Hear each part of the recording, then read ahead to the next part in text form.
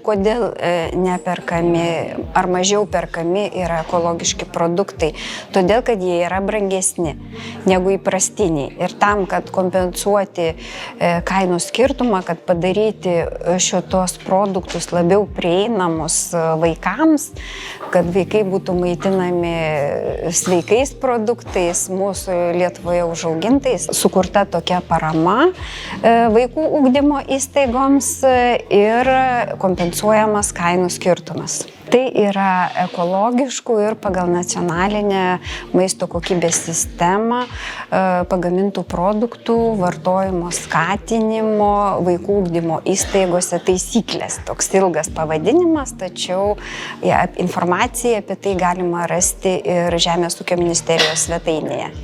Ir kas gali dalyvauti šitoje programoje? Ir visos ugdymo įstaigos, ar yra kažkokie išskirti? Yra iš tiesų apribojimas pagal vaikų ugdymo programas, teisingiau pagal jų amžių vaikų, tai yra visi lopšelinukai, darželinukai, iki mokyklinukai ir kai kurie pradinukai, bet tai yra pradinukai tie gali būti ir pradinės mokyklos, kurios turi, pavyzdžiui, kartu ir iki mokyklinukus. Kokius produktus galima pirkti naudojantis šią paramą? Galima drąsiai sakyti visi produktai. Visi. Tai yra, tik jie yra suskirstyti į 10 produktų grupių. Tai ir pieno, ir mėsos, ir vaisiai, ir daržovės, ir absoliučiai visi maisto produktai tinka pagal šią programą. Įsipareigoja darželiai pirkti daugiausiai ekologiškus, tai pirmiausiai teikiama jiem pirmenybė ekologiškiams produktams ir nacionalinės kokybės produktus.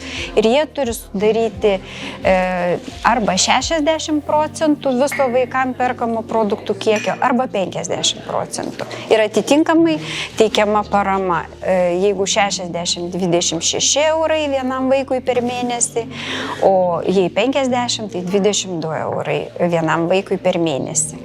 Kiek dabar darželių dalyvauja, kiek ugdymo įstaigų dalyvauja dabar šioje programoje? Šiais metais pasiektas pagal finansavimą, pagal finansus, kiek buvo skirta, pasiektas maksimumas, 63 darželiai dalyvauja šiais metais, kurie paprašė paramos už 1 960 000 ir visiems jiems bus ta parama suteikta. Ar parama auga metams bėgant? Tikrai taip, jau nuo kitų metų bus žymiai labiau padidinta parama, kadangi ir padidėjo pats paramos dydis, buvo seniau 20 eurų, dabar 26 ir kiekvienais metais yra numatyta didinti po 10% sumą, nes tikimės, kad daugiau darželių peržiūrės savo vaikų maitinimo politiką ir įtrauks produktus pagal kokybės sistemas pagamintus.